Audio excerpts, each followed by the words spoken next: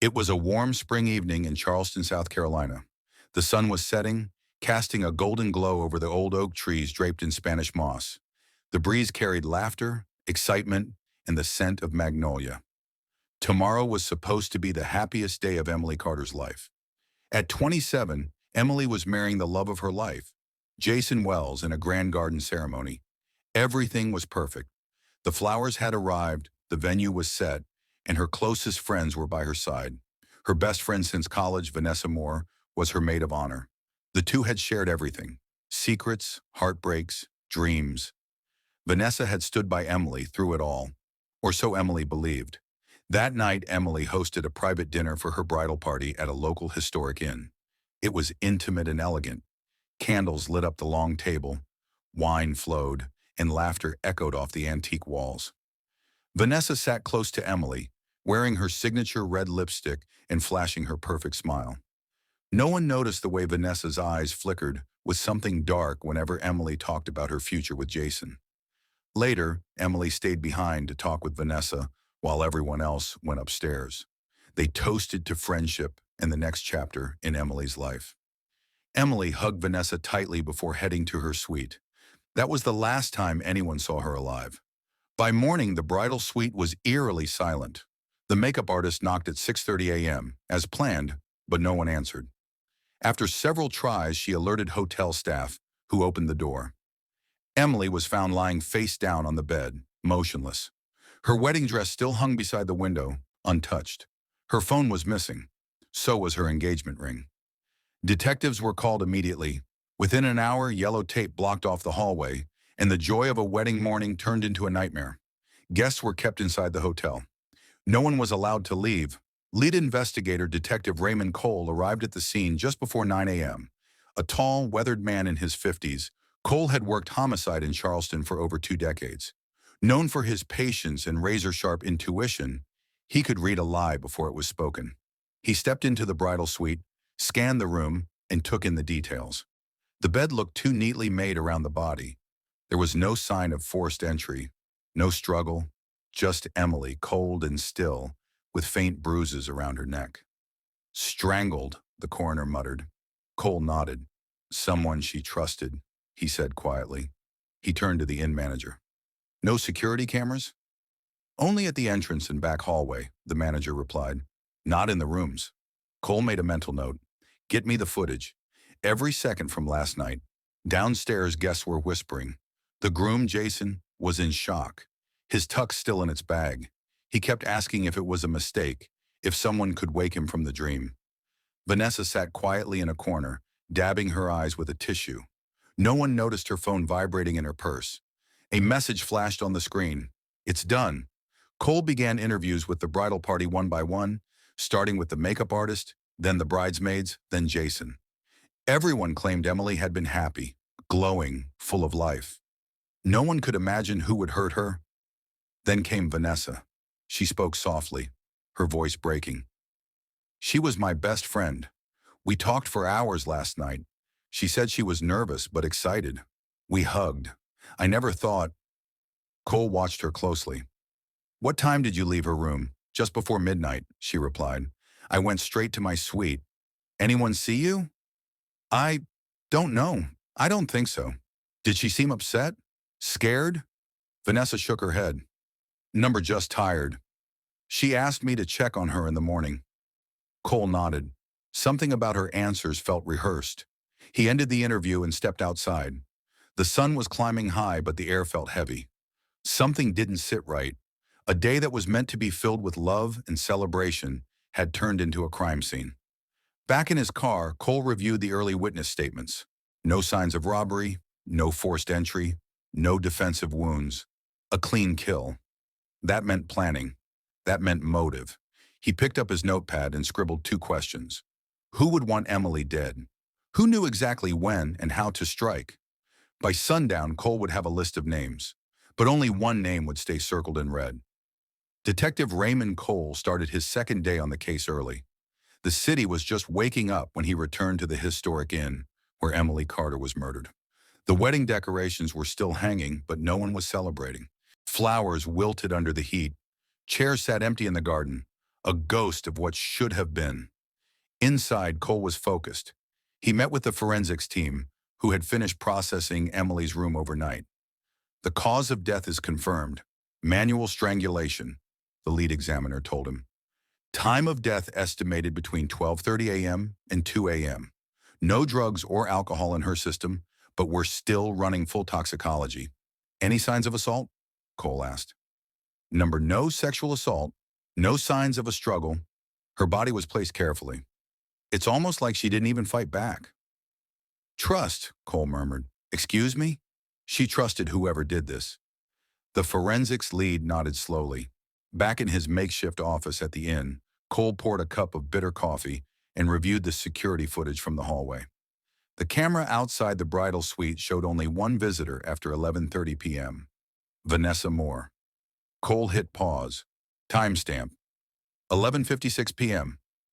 Vanessa was seen leaving the room at 12:04 a.m., walking briskly down the hall with her phone in hand. Her expression? Blank. Emotionless. Not sad.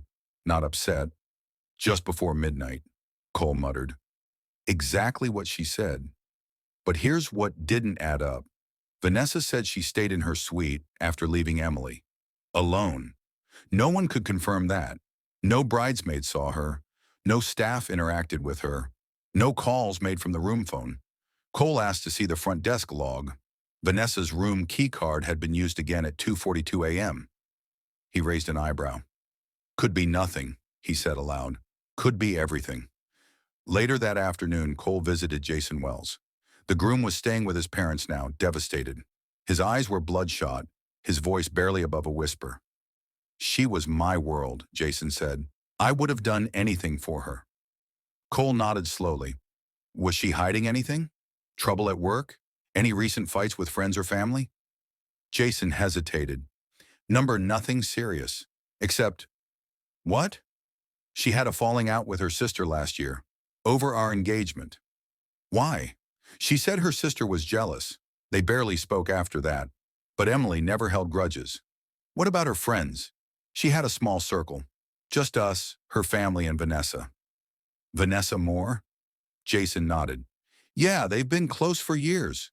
Was Vanessa okay with the wedding? Jason blinked. I think so. Why? Just covering all angles. Jason rubbed his temples. She cried harder than anyone. Cole didn't say it, but he'd seen plenty of guilty people cry harder than anyone. Back at the precinct, Cole pulled Vanessa's file. She worked in PR, clean record, no complaints. Lived alone in a high-rise apartment, never married. He dug deeper. In college, Vanessa and Emily had been inseparable. Same major, same dorm, same parties. But something stood out.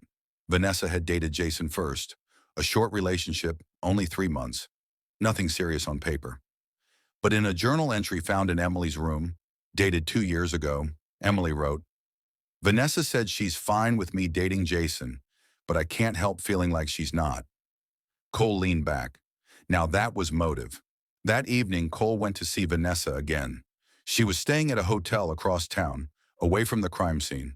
She opened the door wearing all black, her eyes puffy from crying. Detective Cole, she said. Is there any news? I have some follow-up questions, he replied. Of course. He stepped in. The room was tidy. Too tidy. I watched the footage from the inn. You left Emily's room at 12:04 a.m. That's consistent with your statement. Vanessa nodded. But your room key was used again at 2:42 a.m. Her face changed slightly. Oh, right. I had trouble sleeping. Went for a walk around the inn, just needed air. Must have come back around that time. Anyone see you? I didn't talk to anyone. Cole tilted his head. Why didn't you mention that before? She hesitated. I forgot. Everything happened so fast. I wasn't thinking clearly. Vanessa, he said carefully, did you love Jason? She looked startled. What? Of course not. I mean, not anymore. That was years ago. You're sure? I'm sure. Cole stood. Thank you for your time. We'll be in touch. As he left, he glanced at her nightstand. A red lipstick tube sat next to a glass of water. The same color she wore the night Emily died. Back at the precinct, Cole reviewed the physical evidence once more. He noticed a small smudge on the white bedsheet in Emily's suite. It was light red. He called forensics. "Run a test on that smudge," he ordered. "It might be lipstick, and check it against Vanessa Moore's cosmetics." Cole's gut told him the truth was close. The story of a perfect friendship might just turn out to be the motive behind a perfect murder. Detective Raymond Cole stood by the precinct's evidence board the next morning, sipping cold coffee as early sun streamed through the blinds. Emily. Carter's photo sat at the center, surrounded by lines connecting suspects, timelines, and motives. One photo was now circled in red. Vanessa Moore. The lipstick smudge from the bedsheet came back from the lab. It matched the exact shade and brand found in Vanessa's hotel room. Cole tapped the board. That wasn't just makeup. That was presence. Proof Vanessa was at the scene closer to the time of death than she claimed. He pulled up the timeline. Vanessa entered Emily's room at 11:56 p.m., left at 12:04 a.m. The murder occurred between 12:30 and 2 a.m., but Vanessa's room keycard was used at 2:42 a.m. Cole muttered to himself, "Where were you, Vanessa, for those 2 hours?" Later that day, Cole sat with the wedding planner, Rachel Knox. A nervous woman with a clipboard glued to her hand, Rachel remembered everything: colors, dresses, floral arrangements, and gossip. "I don't want to accuse anyone," she said, wringing her fingers. But there was tension, not from the bride. Emily was sweet, but Vanessa, what kind of tension? Rachel leaned in. "I caught her crying in the restroom the day before the wedding. She said something like, 'This was supposed to be my life.'" Cole raised an eyebrow. "Did Emily hear that?" Number Emily wasn't even around. But I'll be honest, I got the feeling Vanessa wasn't just sad. She was angry. Did she ever say anything threatening? Number not directly, but sometimes hate hides behind a smile. Cole next visited the tech lab, where they had retrieved texts and calls from Emily's phone. Late at night, just hours before her death, Emily had messaged Vanessa. "Emily, I know what you did. We need to talk. Before the wedding." Vanessa, "It's not what you think." Emily, "You lied to me." Vanessa, no response. Cole read the exchange 3 times. Emily had found something Vanessa didn't want her to know. To find out what it was, Cole dug deeper into Vanessa's digital records, social media, emails, anything that might tell a hidden story. And then, there it was, a private message thread between Vanessa and Jason from 6 months ago. Vanessa had reached out, saying she missed what they had. Jason responded politely but distantly. "Vanessa, I still love you." Jason, "I care about you, but I'm with Emily now." Vanessa, "She doesn't deserve you." Jason, "Please don't start this." That message never reached Emily, but Cole had a feeling she found it anyway. Back at the inn, Cole returned to Emily's bridal suite. He walked slowly through the room, visualizing the final hours.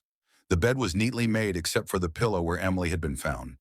There were no signs of struggle, just one pillow, pressed firmly, carefully, quietly. "She trusted her," Cole whispered. He checked the vanity drawer again. Beneath a stack of invitations was a small USB flash drive. "Missed that," Cole muttered, bagging it carefully. At the station, he opened it on a secure computer. Inside was a folder labeled Wedding Secrets. One file stood out, a video recording. Cole pressed play. The video began with a view of Emily's laptop screen. She was recording a webcam video. "Hey," she said, her voice nervous, eyes darting. "If something happens to me, I need someone to see this." Cole's heart skipped a beat. "I found messages between Vanessa and Jason. She's in love with him. She said she'd do anything to stop this wedding. I confronted her earlier. She denied it, but I could see it in her face. She's lying. I'm scared. I don't want to cancel everything over drama. But something doesn't feel right." She paused, eyes glossy. "If you're watching this and I'm not here, look into Vanessa." The screen went black. That night, Cole called Vanessa back to the precinct. She arrived with a lawyer. Calm, composed, too polished. "I understand you've asked to speak with my client," her attorney began. "She's answered all your questions already." Cole didn't flinch. I have new information. He played the video on the screen in the interview room. Vanessa's face remained still for the first few seconds, but at the word lying, her jaw tightened. This doesn't prove anything, her lawyer snapped. It proves motive, Cole said flatly. It proves Emily was afraid. She wasn't, Vanessa said quietly. Then why did she hide this? Silence.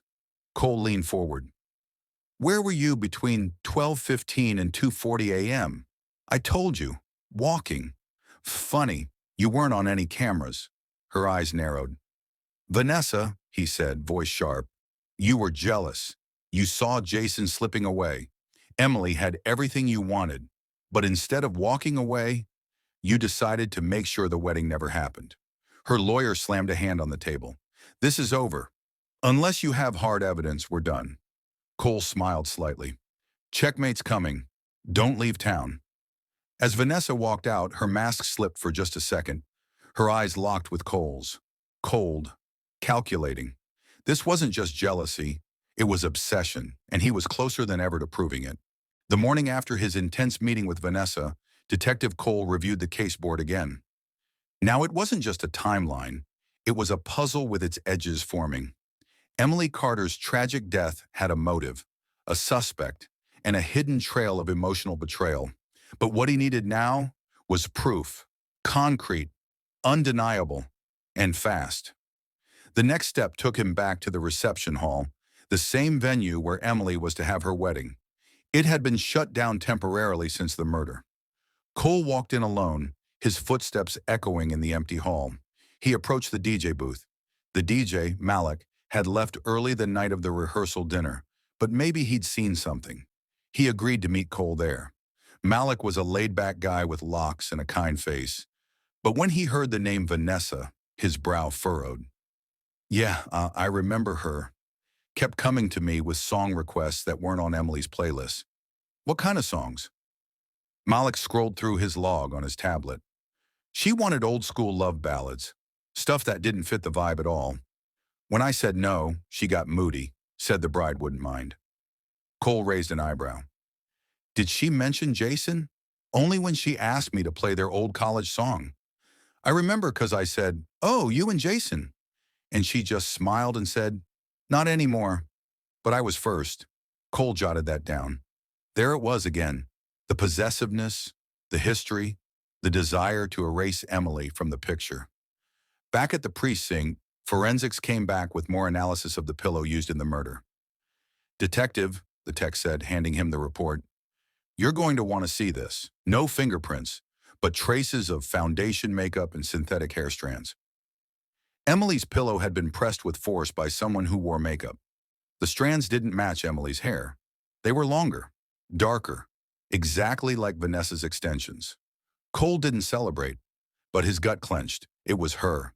He needed one more piece of the puzzle to bring it all together. A witness. So he called Madison Lane, another bridesmaid, a quiet girl with sharp memory. She had been close to both Emily and Vanessa. I was afraid to talk before, she said, fiddling with her hands. But I think it's time. Cole leaned forward. Tell me everything. Madison took a breath. The night before the wedding, after the dinner, I saw Vanessa in the hallway. She had changed out of her dress and was in black sweatpants and a hoodie. Not like her, and she was holding a key card. I thought maybe she was going to Jason's room. Was Jason there? Number I'd just seen him head to the bar with his brother. But Vanessa, she wasn't heading that way. She was going toward Emily's room. Cole's pulse quickened. Did you follow? I went back to my room. I didn't think anything of it. But later I heard a scream. Just once. Then silence. Why didn't you report that before? I didn't think it was real. I thought it was a dream or maybe someone drunk. But after Emily, after what happened, I realized what it was. Cole nodded. Thank you, Madison. This helps a lot. Armed with this, Cole filed for a search warrant of Vanessa's room and belongings. It was approved. Inside her suitcase, hidden in the lining, officers found a small velvet pouch. Inside the pouch, a single pearl earring.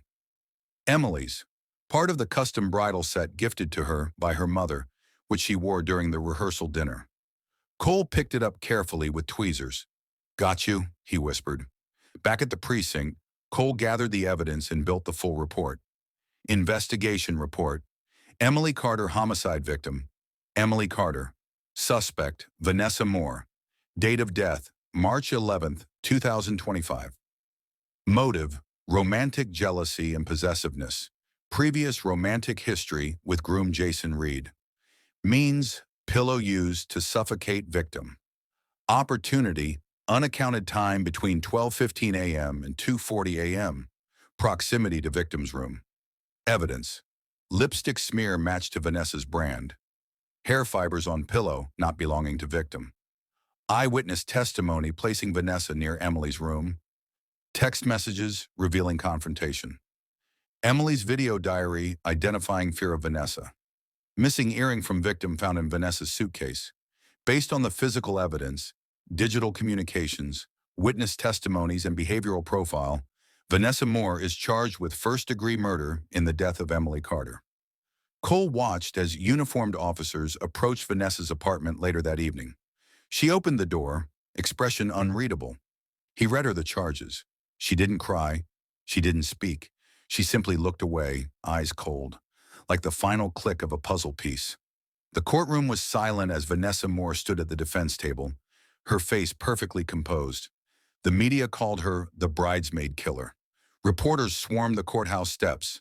Emily Carter's wedding photos were plastered across every news outlet, now turned into memorial tributes. Detective Cole watched from the back of the room. He wasn't here for headlines. He was here to make sure the truth stuck. The prosecution opened strong. This case is about jealousy, about a woman who couldn't stand to see her best friend marry the man she once loved. So she made sure the wedding never happened. She silenced the bride forever. Vanessa didn't flinch. But let's rewind, because the trial didn't begin in the courtroom. It began with Cole reviewing every bit of psychological insight and digging into Vanessa's past. She wasn't always like this. Vanessa had a history of subtle manipulation, twisting facts, gaslighting friends, cutting ties with anyone who threatened her spotlight. In college, she was known for drama. In her last job, fired after rumors that she tried to frame a coworker for theft, though nothing was proven. She wore charm like a dress, but beneath it was something else: control. Cole brought in a behavioral analyst. She fits the profile of someone who experiences narcissistic injury when replaced, the analyst explained. Emily getting the life Vanessa believed she deserved? That triggered everything. At trial, the defense painted a different picture. They claimed Vanessa was being framed, that the other bridesmaids were jealous of her, that Emily was insecure, that the hair and lipstick were coincidental. After all, Vanessa had been in the bridal suite earlier that night. But when the prosecution played Emily's final video diary, everything shifted. I'm trying not to freak out, but Vanessa keeps staring at me like I stole something, like she wants me gone. I told Jason, but he says I'm overthinking it. I don't think I am. If anything happens to me, look at Vanessa. Vanessa looked away when the jury watched that, but not before Cole saw her jaw clench. Guilt, cornered. Then came the surprise witness, Jason. He took the stand reluctantly, his face pale. Did you have a romantic relationship with Vanessa Moore? The prosecutor asked. He nodded. Years ago, freshman year of college. Did she ever talk about it after? Jason hesitated. She brought it up sometimes, mostly jokes. But one night after we got engaged, she came to me, drunk. She said I'd regret choosing Emily. The courtroom gasped. Did you tell Emily? I didn't want to make it worse. I thought Vanessa was just emotional. Cole scribbled in his notebook, classic underestimation of red flags. When Madison testified, it sealed the mood. She detailed Vanessa's movements, her late-night appearance in dark clothes, her direction toward Emily's suite. The jury now saw what Cole had uncovered all along. A woman scorned. A perfect wedding turned into a crime scene. And behind it all, a killer who wore a maid of honor, dressed like a veil for her rage. Investigation update. Post-trial summary. Detective Cole finalizes internal report. Case closed. Emily Carter, homicide defendant. Vanessa Moore. Charge first-degree murder. Sentence, life without parole. The emotional motive outweighed material gain. Vanessa's actions were premeditated. Emily had warned multiple people of Vanessa's behavior, but no one intervened. This case emphasizes the importance of listening to victims, even before violence happens. After the sentencing, Cole visited Emily's parents. They sat in silence at their kitchen table, staring at a wedding photo that never saw the light of day. "I wish I had known," her mother said. "She smiled so much, even when she was scared."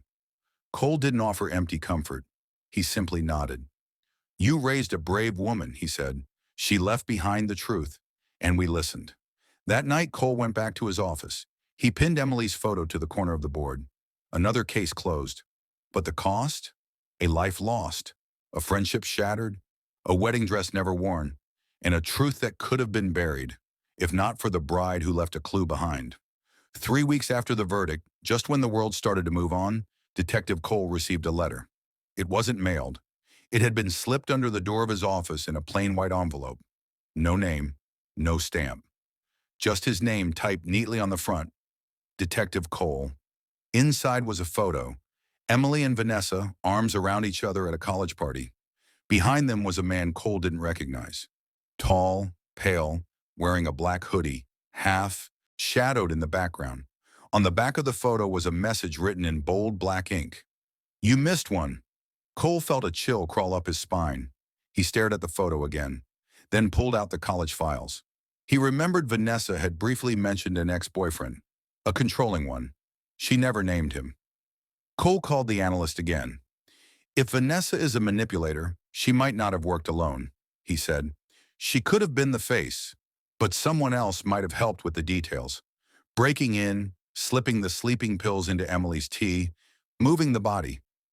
The analyst nodded. "Especially if she learned that kind of behavior from someone." Back at the precinct, Cole reopened Emily's crime scene photos. The window in her suite was open, but there were no signs of forced entry. Odd.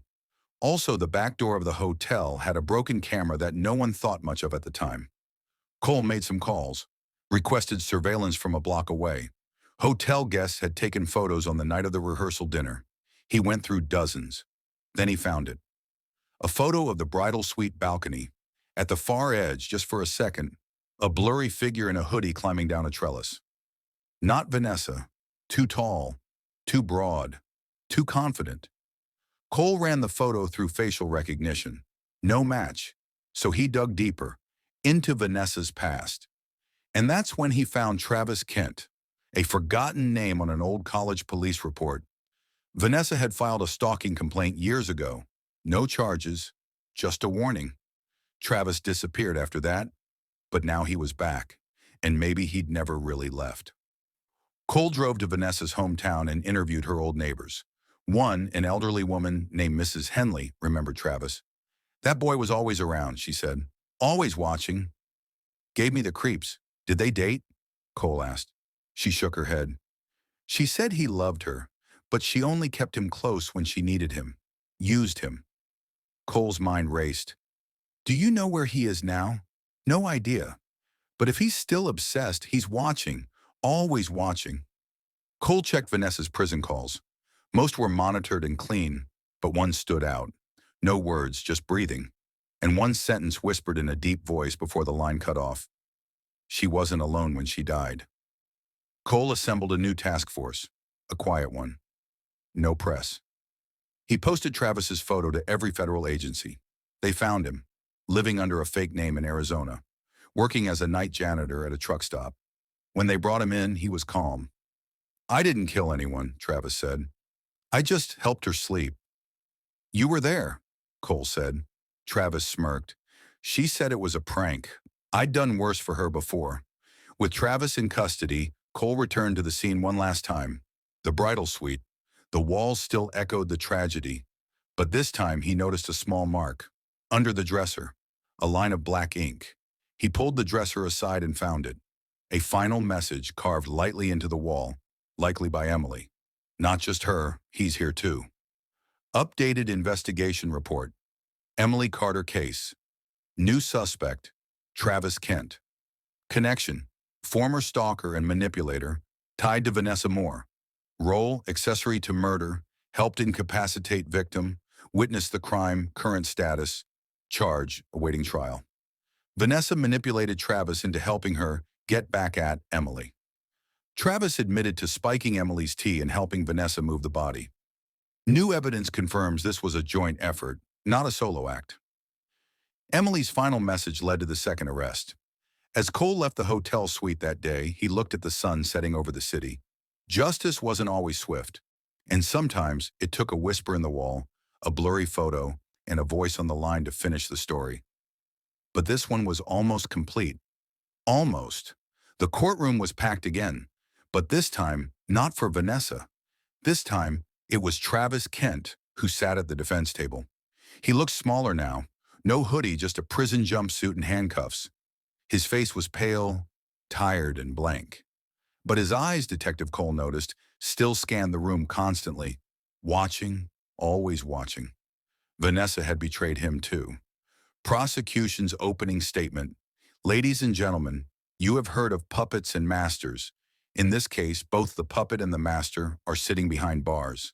Emily Carter lost her life not because of a single jealous friend, but because of two broken people who believed she deserved to suffer. Travis Kent may not have struck the blow, but he handed the knife. Trial highlights. The prosecution presented new evidence. Surveillance of Travis near the bridal suite captured the night before Emily's murder. Messages between Vanessa and a burner phone traced to Travis, discussing getting Emily back. A forensic match on the tea mug from Emily's room, Travis's fingerprints faintly visible under the handle. The final carving Emily made. Not just her, he's here too. Cole testified, clearly and calmly. Travis Kent was not an innocent bystander. He broke into the suite. He drugged Emily. He watched her die, and he said nothing. For 3 years, the defense argued mental manipulation, that Travis had been obsessed and brainwashed by Vanessa. But the jury didn't buy it. Guilty. Travis Kent was convicted of second-degree murder and conspiracy. He was sentenced to 28 years without parole. The Carter family finally held Emily's memorial service. This time, with peace. It was held at the same church where her wedding was supposed to take place, the same one where her fiancé, Derek, had broken down beside her photo. Now, 3 years later, he stood up and gave a short, trembling speech. She was the kindest soul I ever knew. She saw beauty in everything, except in the people who hid darkness behind friendship. But now she can finally rest. Detective Cole sat in the back row, quiet, watching. After the service, Emily's mother walked up to him, pressed a hand to his arm, and whispered, "You gave us answers when we were drowning in questions. Thank you." Cole nodded but said nothing. It was his job. And yet, it was more than that. Back at his office, Cole pulled out a folder marked "Carter Case Closed," but before he filed it, he wrote a short note and slipped it inside.